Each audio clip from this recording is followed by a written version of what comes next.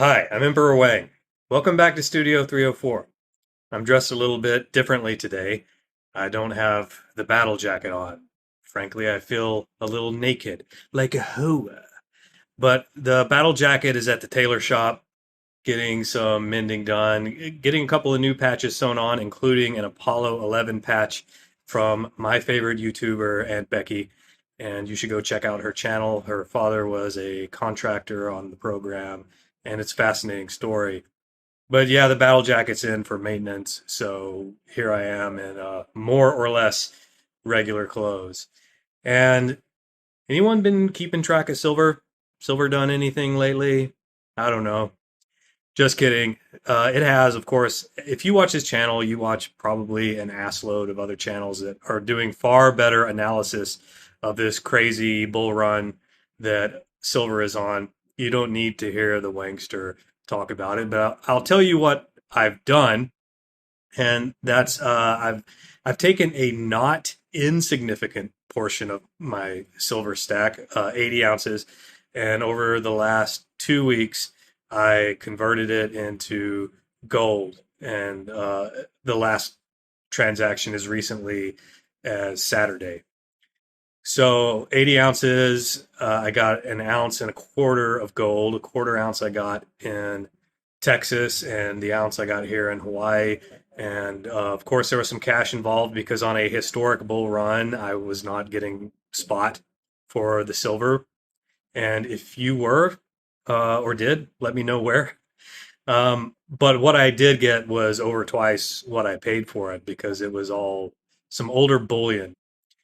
So, and my philosophy on silver is that silver is gold in waiting. You know, it's yet to be gold. It's like dragon eggs. You get them when the time is right, and then you hatch them when the time is right. And it was time to hatch some silver into gold, but not all of it.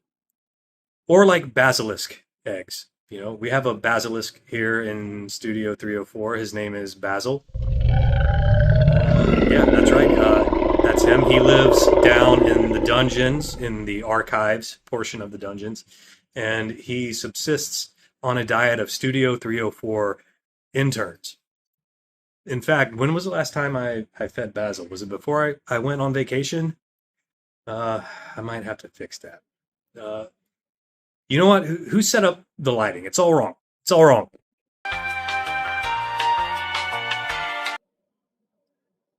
Okay. Feel better, Basil? All right. That should last us through the new year. So, two subjects of this video. The last ounce I got was an ounce Philharmonic. And let me glove up. So, I'll show this in more depth.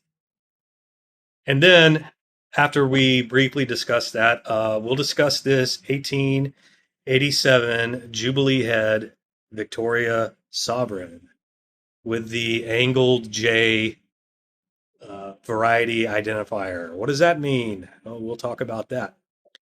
So let's get into it, shall we? All right, Philharmonics, you've seen them, I've seen them. No need to beat this dead horse. They've been on the channel before. One thing I haven't shown on the channel before is how much I like the distinctive reading on the edge. Look at that.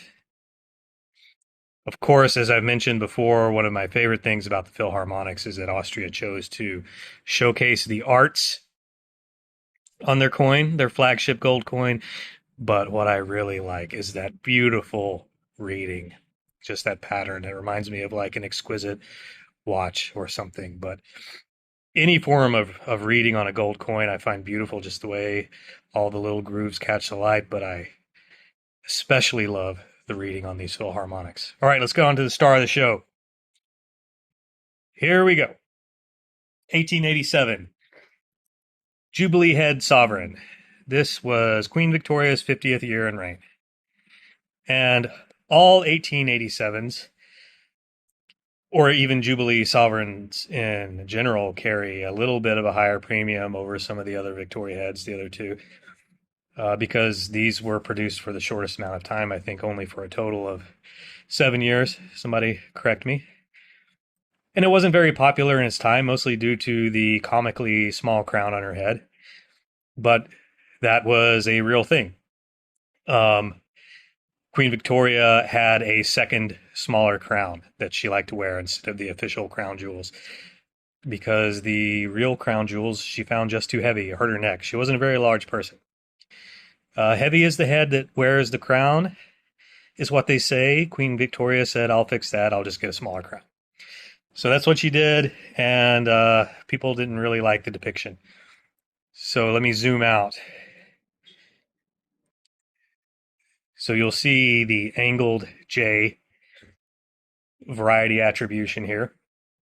Now, I know what that means, but I don't know what it means. So what it means is the engraver for this portrait, Joseph Edgar Boehm, he signed his initials a couple different ways.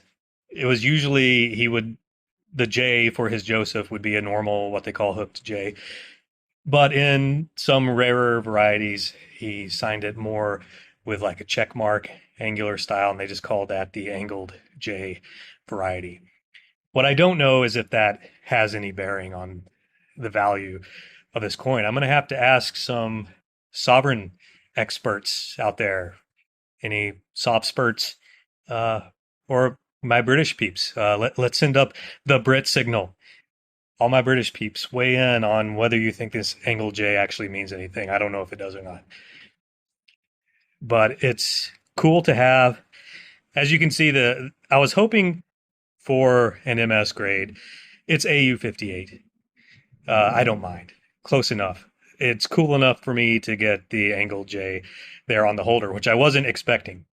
And I ordered this sovereign straight from the Royal Mint raw, and the listing on the Royal Mint for this raw coin said nothing about angle J or anything like that. So I was as surprised as anybody. I didn't even know what an angle J was until it came back.